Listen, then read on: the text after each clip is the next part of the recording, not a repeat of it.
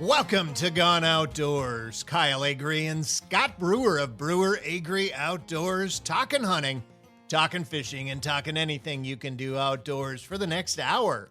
Right here on KWSN 1230 AM, 98.1 FM, and Kello News Talk 1320 AM, 107.9 FM, both out of Sioux Falls, South Dakota, and the mighty 790 KFGO Fargo, 104.7 FM.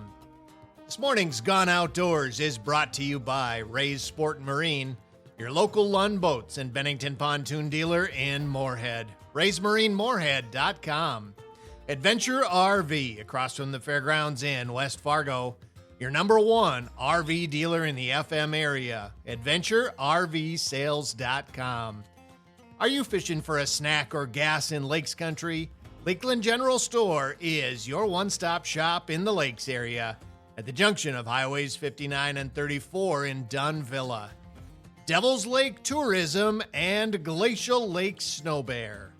Linex of Fargo, this is Linex Country, home of the adventurous. Onyx Fish Midwest, Eskimo Ice Fishing Gear, and Ion Electric Ice Augers and the Ion Alpha. Happy New Year to all of you. Thank you for joining us for the first Gone Outdoors of 2026. Hope you had a great New Year's holiday here midweek, and maybe you've jumped into something to extend that holiday and make it what? What would that be? If you took New Year's Eve off, that'd be a 5-day weekend. That would be pretty awesome. Well, there's a lot of people, Kyle, I know that don't work at all on this week between Christmas and New Year's. I am not one of them, but there are a lot of people. But there's a lot of people that work even on those holidays too. And we want to thank all of you that have done that. If you work through Christmas break, to keep all of us running, whether you work at a hospital, whether you work at a convenience store, or whatever it is, we sincerely want to thank you for all of your service as well. But not everybody worked this week. Some people have been on a nice long extended vacation, and unfortunately they got to go back to work on Monday.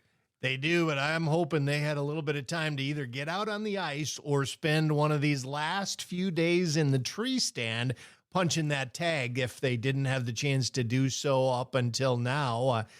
And regardless of what your passion is, I hope you're having a chance to pursue it here over the holidays. And Scott, 2025 was a darn good year. I'm certainly looking back on it, can say there was a lot of really, really great memories that were created. But as we look ahead to 2026, I think it's going to be an even better year moving forward. Yes, that's the goal, is each year is better than the last. And like you said, last year was a great year.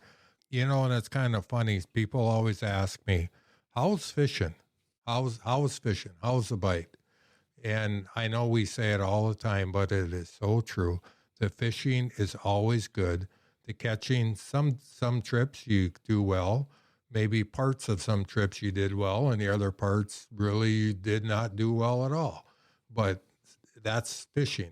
As long as the fishing is always fun, as long as the hunting is always fun, is it a successful hunt only if you harvest your animal that you're trying to harvest? No. It's successful if you just get out there and enjoy nature and you have a good time and you enjoy it. That is the successful part about it. The more that we do, the better off we each are. Yeah.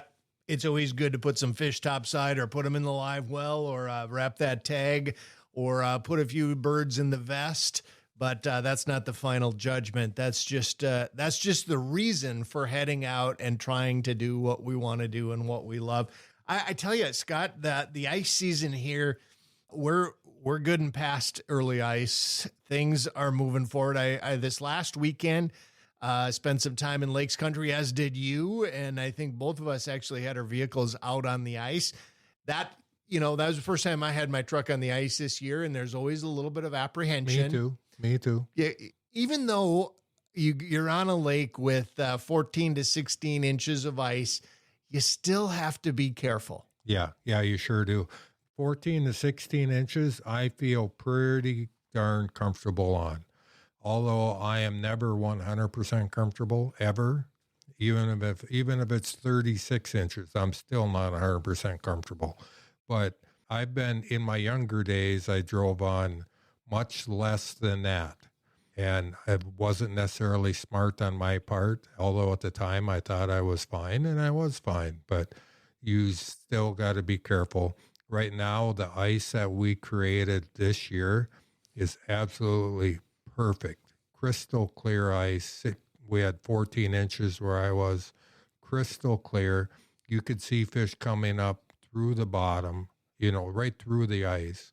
It was absolutely perfect. And that ice is so strong that it's good. And we're at that point now where, honestly, I really don't want a whole lot more ice, because now it's just going to mean more work. More work. I think the caution has to come in. A good friend of ours, Randon Olson, our listeners know that name, and we've had him on the show many times. He was telling me this past week that he was going to cross a pressure ridge on a lake in Lakes Country. Oof. He was still 60 to 70 yards from the pressure ridge, checking ice on foot before he took his vehicle any closer. And he found a big area with only 6 inches of ice. So it's a lesson to say, don't just drive your truck all over because you know that the majority of the lake is at 14 to 16 inches. Correct. Make sure you're being diligent. We don't need to have any mid-season accidents happening. We want to make sure everybody's safe and sound. And pressure ridges are a great, great point right now with this colder weather, and now that we're getting more ice. Now we're starting to see more of those pressure ridges pop up where they weren't there last weekend. They will be there now, or they will be there next weekend.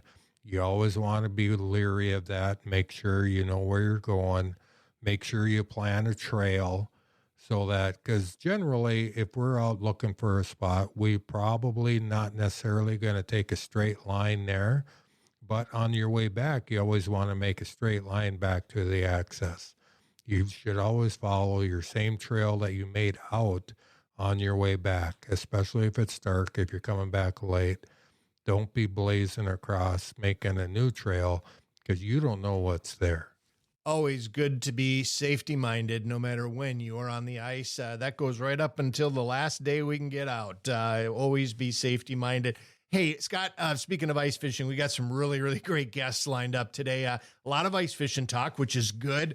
Excited about that. Adam Rinas, Glacial Lake SnoBear, is going to join us here after the break. He's going to talk a little bit about things he's got going on, both there at the shop and units he's got for sale, but also some tournaments he's hosting. And they sound like a whole lot of fun. I can't wait to hear what Adam has to say about that. Josh Nehk from the Minnesota Experience there in Ottertail County. He's going to talk a little bit about what the ice conditions are. So we're going to get firsthand report, boots on the ice there, and talk a little bit about giving us some tips for those fish that are being stubborn. Some of those not real cooperative fish when they're just not really willing to be very bitey. Can't wait to hear what Josh has to say about that. And then finally, Scott Richardson. He's going to talk diesel heaters. We're hearing more and more about diesel heaters as a heating option in the wintertime. He's going to tell us the pros, the cons, and the things we need to know about them before we get ourselves in trouble. Folks, you're not going to want to miss it. We got to take a quick break now. We'll be back with more Gone Outdoors. Looking for somewhere to get all your fishing information in one place? Onyx Fish Midwest has something for you. Search for new fishing areas with filtering features such as species, abundance, trophy potential, lake survey info, regulations, and area insights are just a click away. Getting to your target lake has never been easier with access points and public land ownership clearly marked on Onyx Fish. Mark and customize waypoints and weather for your exact location. Use code BA Outdoors to get 20% off Onyx Fish Midwest at onyxmaps.com. Hey everybody, welcome back to Gone Outdoor Radio. You're listening on Kello News Talk or KWSN in Sioux Falls, South Dakota, or the mighty 790 in Fargo-Moorhead. Scotty Brewer, Kyle Agre, Brewer Agre Outdoors. And on this segment, we are going to chat with a familiar voice, a familiar name with Gone Outdoors, Adam Rinas. He is with Glacial Lake SnoBear. Adam, not only does he very, very good at selling SnoBears and customizing SnoBears, but he's one heck of a good angler. And he's got a short little report for us because he was already on Lake Winnipeg this last week. How you doing, Adam? Doing well. So what did you find when you were up there on Lake Winnipeg besides some really pretty greenbacks? The bite is okay. We caught some decent fish every day. Nothing huge, but you're getting some numbers. The snow is it's the most snow I've seen in a long time up there. It is literally tracks only. I mean, there's guys ripping around with pickups and stuff and getting stuck in your typical Canadian, pulling each other out and beating your pickups. But it's somewhere where you want to have tracks. That is for sure. You know, Adam, that's something me and Kyle, we've been going up there for what, Kyle, 12 years, 14 years, something like that? Yeah, it's been closer to 16, 17 And we've years. always told ourselves we are not going to make the trip up there and not be able to go where we want to go. So whatever it is we need to bring, that's why we've had snowmobiles, we've had four-wheelers. Kyle's had a four-wheeler on tracks. You know, we've had all of that stuff. And it's super important. If you're going to make the trip up there, make sure you have something that can get you around because you don't want to be stuck a quarter mile from the access because it's as far as you can go. That's just it. And it's paradise for a snowbear up there right now. As far as inventory, you know, we kind of went on a limb a little bit this year and we ordered 40 brand new ones. And I know. I was kind of sweating a little bit this summer, but we're down to 10 left is all on the new ones. We've got, in fact, we might only have 9 left. We've got 4 TLs left and 5 XPs left. We're a little bit behind on the rigging. The guys are working hard, but they're a little bit backed up. And we've probably sold 15 used already so far, maybe 20 used. And we've got, 7, 8 used ones left right now. So we can still get you into a snowbear if you want one, and depending on how you want to set it up, or if you want a used one. With financing, they're right at around 6.5%, and they'll do 10-year loan, and you only got to pay the sales tax down. So it makes it really easy. And I partnered up with a local bank here, Dakota Bank. Makes it really easy for the customer just to basically get approved, sign your name on your phone, and pull away with a brand new snowbear. Hey, Adam, just a question on snowbears here real quick, because you kind of have a tale of two different worlds, right? Lake Winnipeg, you just mentioned there's snow, there's snow everywhere. It's a lot of snow, more snow than you'd ever seen. A lot of the lakes around here in Minnesota where we fish, you've got quite a bit of bare ice. And I know people with snowmobiles talk about, with bare ice, it's hard on, it's hard on the tracks. You got to have scratchers, yada, yada. Is there any issue with the snowbear? Do they just go wherever you need them to go? No, it'll do the same thing. Your Hyfax will heat up and it'll stick to your tracks, and it'll the plastic will kind of almost weld on there, and you're kind of stuck there, and you got to get it broke loose. Al Schneck, he's an older customer from Millbank. He had a very valid point. He's like, if you keep it under 10 miles an hour, they don't heat up, you don't have the problem.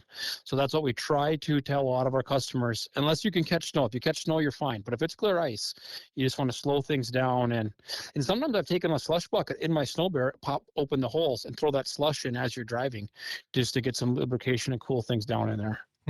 Yeah, that makes a lot of sense. And there's a lot of people, Adam. I know a lot of people, when you go up to Winnipeg, you see snowbears running around all over. But there's some people that think, well, I never go to Winnipeg, so I will never use a snowbear. And that is not true, because there's so many people around here that use them. They just trailer them wherever they go. And it's so easy that you can just trailer where you're going, unload, drive out, and you're fishing, drive back when you're done. And I mean, you can do it on any size lake that you want. Yep, you're exactly right. And that's the beauty of them, is all your stuff is inside. You shut the door when you're done. You get up in the morning, you go back again. It just spoils you. It really spoils you. One of the biggest things I'm not going to say I dislike it, but I do dislike it about ice fishing is the amount of work it takes to go ice fishing, because you have to bring everything home, unpack everything, get it in the garage, dry it out, put it away. The next time you go, you got to get everything out, get it all loaded, go. Like you said with a snowbear, and I've used this analogy many times, summertime fishing. I love summertime fishing because I back the boat in the garage, shut the garage door, plug it in, and I'm done. And the SnoBear's You're the right. same way. Yep, you're exactly right. So, Adam, you guys got a couple tournaments coming up. We wanted to make sure we got time to talk about these. You get the first one is January 30th on Lake Traverse. What can you tell us about it? Yep, we're going to run it out of LTR, so the old Circle K Resort, kind of South Dakota side in the middle. You have to fish out of a SnoBear, which is kind of cool. So I think we launch at 7:30. Everybody lines up in a big row, shotgun start. Most walleye or wait for walleye and perch. We teamed up with FM Walleyes a couple years back. That's been working absolutely great. Dave Wasness does a great job. Helps us, just kind of helping me put on the tournament and do things. He kind of does, 3/4 of the work. Does a great job. So that's on Travers, and then we go to Mille Lacs February 20th, and there'll be another separate tournament, and then we're also going to have Team of the Year. And Garmin is going to donate like a $3,000 Garmin 8612 for first place. So that's pretty exciting. Yeah. So, you know what? It just kind of gets everybody together that has SnoBears, and you have a good time. It's $300 to enter. And then, just about 100% payback. We get some sponsors and stuff and give away prizes, and great time. Really good time. So how many people can fish in one of these SnoBears in a tournament? What's the team? You can have up to 4 people, but you have to fish in your SnoBear all the time. You can't get out and set up tip-ups and stuff like that. You have to be in your bear. That's what they're made for. So we kind of keep it like that. Keep everybody fair that way. We've done them in the past. We've gone to Devil's Lake and Big Stone and try to move them around a little bit. We did LTR our first year actually on Traverse, but I remember that, Adam. Yeah, I remember watching the very first time when you had a blast off and all those SnoBears took off on Lake Traverse, and really exciting. Is it a multi-species, single species? How do you format it that way? Just perch and walleye. We were kind of up in the air. We're looking at doing different species, and kind of have everybody kind of want to go back to the perch and walleye. And with Mille Lacs having all those perch in it, that's kind of exciting. And believe it or not, we just got some text last week of Travers kicking out really nice perch. The picture we had, I had 6 walleyes probably and 15 really nice perch. I'd say they're 10s and 11s. So it'll be fun. It'll be a good time. So you said perch and walleye. What's the limit of each? I believe it's 4 walleyes and 10 perch. So it's a one-man limit in case you're fishing by yourself. And that will be on Fish Donkey, I believe, correct? Correct. Yes, correct. Yep, and Dave does all that. Dave does a great job. FM Walleyes does a very good job at handling this for me. So if people want to sign up for this tournament, should they go to FM Walleyes? Should they go to Fish Donkey? How do they do that? Go to FM Walleyes and it'll show on there, and then you can click on there and it'll take you into the app. Yes. Perfect. All right, Adam, if people want to find you, if they want to come look at a SnoBear, or if they just want to call you and chat, because I know you like chatting SnoBears, how can they get a hold of you? My cell is 605-237-9197. If you look up under Glacial Lake SnoBear on Facebook, it gets you to my cell, and I'll talk SnoBears all day long. Perfect. This is Adam Rinas. Thanks for coming on Gone Outdoors, sir. Yeah, thank you guys. See you later. Stick around. We will be back with more Gone Outdoors after this short break.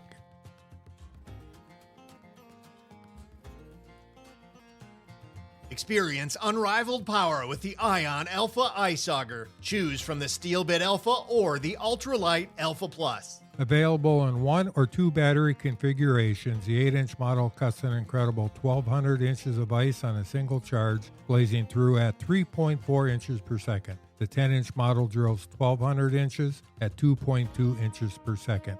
It's called the Alpha for a reason. Find yours at your local retailer or visit ioniceaugers.com. Welcome back to the second half of this morning's Gone Outdoors. Kyle Agre and Scott Brewer of Brewer Agre Outdoors, talking hunting, talking fishing, and talking anything you can do outdoors here on Kello News Talk and KWSN in Sioux Falls and the mighty 790 KFGO Fargo.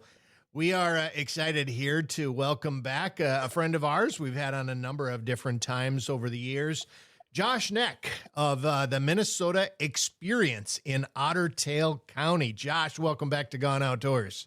Thanks for having me, guys. Excited to be back. Well, it's always great to hear from you. It's always great to hear from someone who's got their boots on the ice as much as you do. And, I want to know what the Minnesota experience is, but first things first, what are the ice conditions out there in Ottertail County where you're doing your fishing and guiding? Well, I stick to Western Ottertail County. So on the lakes that I've been on, it seems like that 14, 16 inches now. This week we had this cold front move in, so that helped things move along too. But 14 to 16, and it seems like we got a pretty good steady sheet right now, so that's good. I'm glad we lost that snow a week ago or whatever it was with that warm up, because I think with that little break we had really helped kind of make a leap. So the snow we did just get didn't hurt us. So, Josh, for those that were out last weekend, they seen a whole bunch of bare ice, and then we got the snow towards the end of the weekend. So what is it like out there this weekend? Is there a lot of snow out there on the lake, or did a lot of it blow off? A lot of it blew to the sides of the lakes, which was nice. You'll find that, areas that had, either houses on them, or it kind of helps because if there is a ridge on the lake, it's got snow banked up around it, and it's pretty obvious. Otherwise, it's all the lakes are accessible right now to drive around without plowing. That is great. What ideal conditions for folks? 14 to 16 inches of ice, and it's you're able to drive around on it, right? What more could we ask for? That is a great report. Josh, tell us about the Minnesota Experience and what that is. So Minnesota Experience is my guide service here. We're based in Western Ottertail County. We run summer fishing trips, and then also during the wintertime, we do guide trips, as well as we have our ice fish house rentals. So we have big luxury fish houses, TVs, beds, the whole 9 yards. I mean, these things are campers on ice, as you guys know. And we have those out in the wintertime. So pretty much when we're moving around guiding during the week or just scouting, the houses follow us to where we're finding fish and the best bites to be. So a lot of people that, don't experience ice fishing or, are in states without it can come up and kind of get that ice fishing experience, but be comfortable while doing it.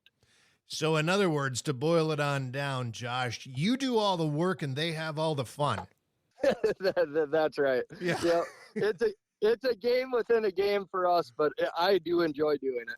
That's pretty awesome. Again, like you said, too, it gives people who may not otherwise have the chance, the opportunity to experience those things. And speaking of experiencing things, Josh, you're out on the ice every single day. You're obviously there for the great days when the fish are cooperating and doing exactly what they're supposed to do. But I'm sure you're also out there on some of those days where that bite's a little bit tougher and, you've got to coax them along pretty well.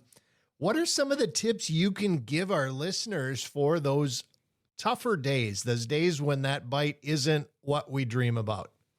Well, and we all know that, you guys know and I know, because we're out there enough that it just happens more often, it seems than not, that you get out there and they're just not as bitey, and your buddy was out the day before and it was the whole lake was jumping through the hole. The fish were coming out of the water.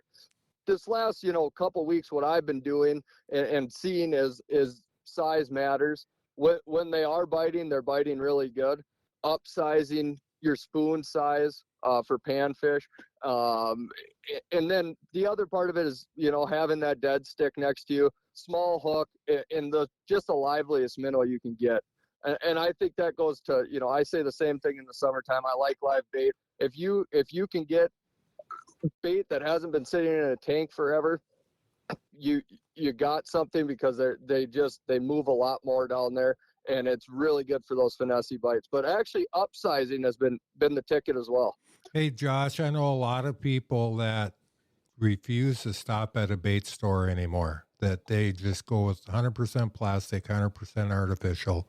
Is that really the best option, or should you always have some live bait? I definitely think you can go without it, especially when we're talking about the panfish.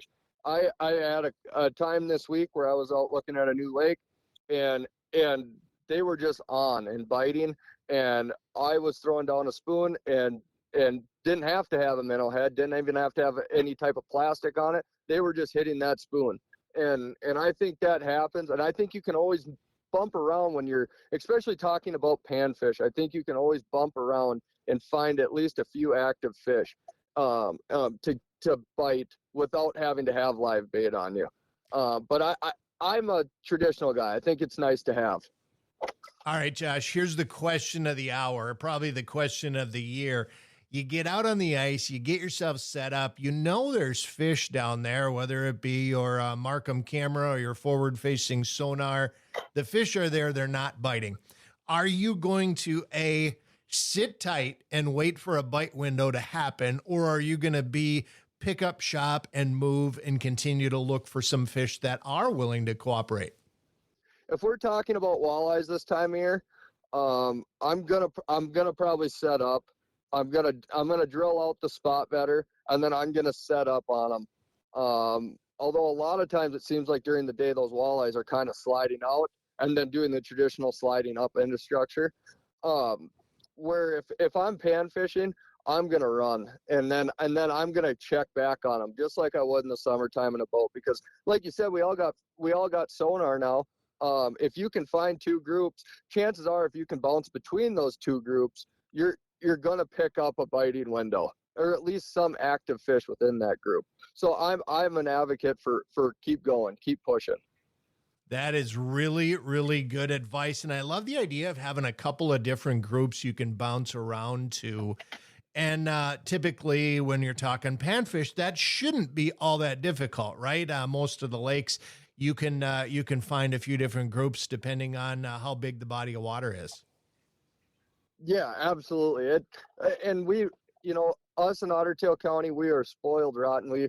It's a panfish paradise around here. So, whether you're talking about panfish sitting out in the basins or on some of these weedier lakes, ones that are sitting in just holes in the weeds, and you'll be able to see that on your Markhams and other types of forward-facing sonars, where you can pick out those pockets. And also remember, these fish do move. So especially the shallow ones. So if you find a spot like that, check back to it. And I know not everyone can be out on the ice every day, but if you find a good pocket and hole in the weeds and they're not there, but you're out there in the middle of the afternoon, you got to go home. Next weekend, if you're back on that lake, I would check that spot come, right away in the morning or right at the end before you're going to, head off the lake for the night, because those fish will slide into something like that.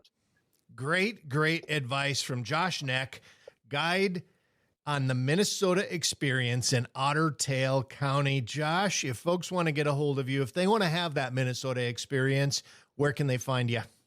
We'd love to have you. Like I said, we got the rentals out, and we're doing some guide trips. So let me know. You can either give me a call, 218-770-8032, or check us out on our website. That's minnesotaexp.com. And we got a ton of information on there. Awesome. Josh, thanks for spending some time with us this morning and sharing some of your expertise with our listeners. Thanks for having me.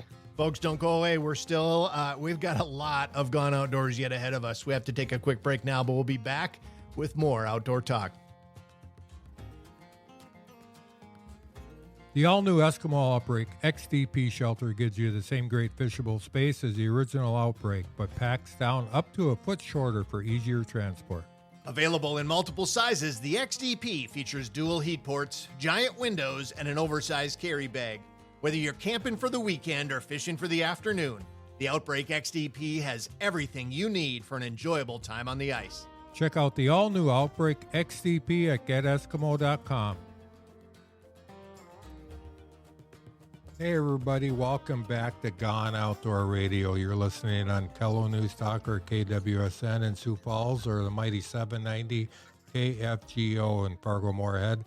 Scotty Brewer, Kyle Agre of Brewer Agre Outdoors. And we have another newbie to Gone Outdoors, Kyle. This doesn't happen all that often after all these years, but we keep finding guys like this gentleman that are full of information that want to share. We have Scott Richardson.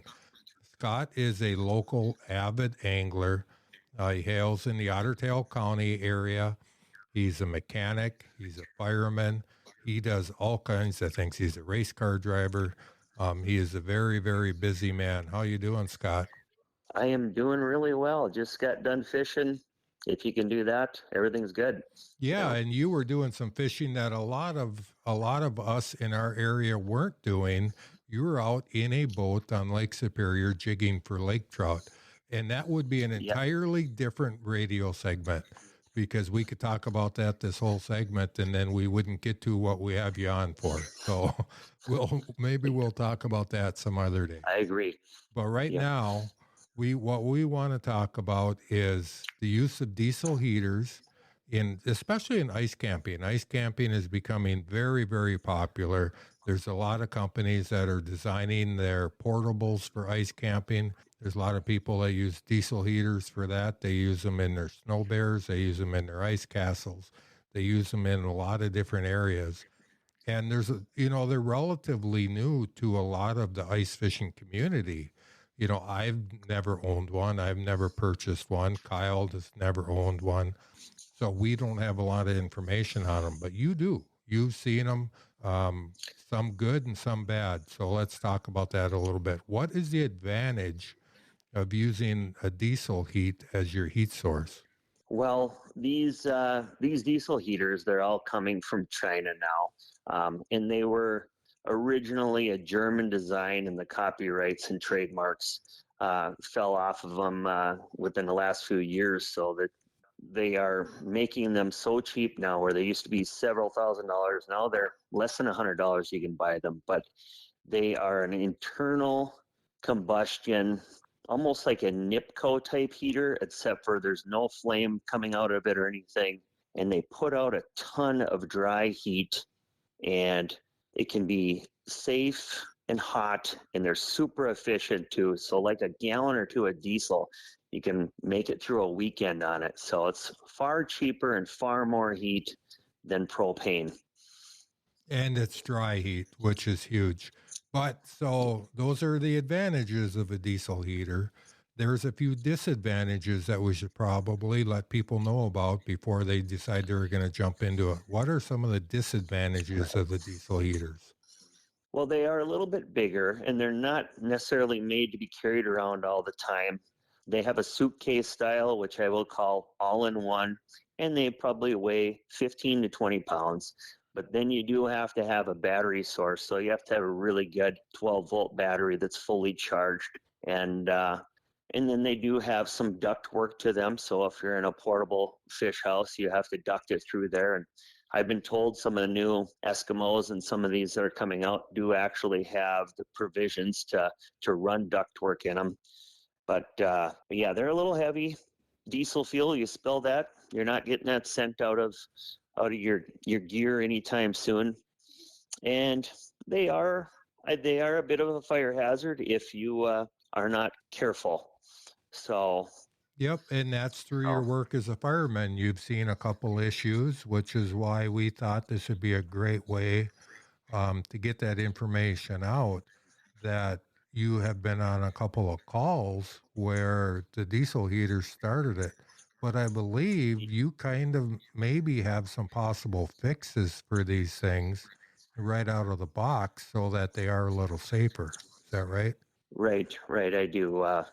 I guess I do have a list of safety items here that if you are dealing with them, number one is if you're using it in your permanent shelter, which I have two in my 17-foot ice cabin, and but I definitely have a smoke detector, CO2 detector, fire extinguisher, of course. On a couple of these fire calls that I was on, I did talk with homeowners, and these units are not UL listed, so you got to be careful. If you put this in a structure that's worth a lot of money, your insurance company may not cover it. But when it comes to these heaters, they do come with some really, really cheap accessories like the fuel lines and these little pinch clamps. They're all of horrible quality. Everybody's bought good stuff and bad stuff. They put the cheapest stuff on there. So replace the fuel lines with an upgrade. If you can, get the fuel tank, keep your diesel fuel tanks you're filling them up with, keep them away.